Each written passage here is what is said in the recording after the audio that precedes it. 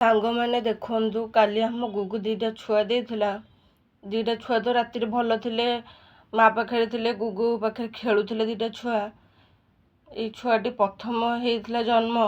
ଦେଖନ୍ତୁ ସାଙ୍ଗମାନେ, ତାର ନାହିଁ ବି ଲାଗିଛି ଏପର୍ଯ୍ୟନ୍ତ। ତା ନାହିଁ ବି ବାହାରି ମାନେ ସେଟା ଛିଡ଼ିନି।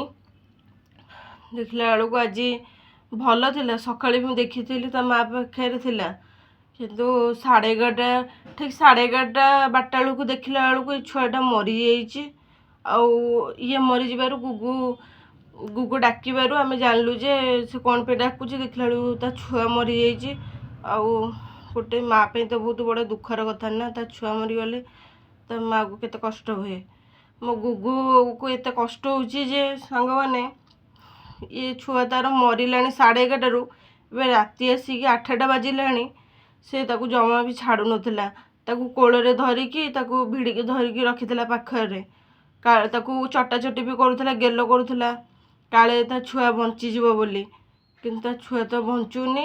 ତାପରେ ଆମେ ବି ବହୁତ ସମୟ ହେଲାଣି ତା ପାଖରେ ତାକୁ ରଖିଛୁ। ଏବେ ଗୁଗୁ ଆମର ବାହାରକୁ ଟିକେ ଯାଇଛି। ତା ଭିତରେ ଆମେ ତାକୁ ମାଟିରେ ଏବେ ପୋତି ଦେବୁ ଆଉ।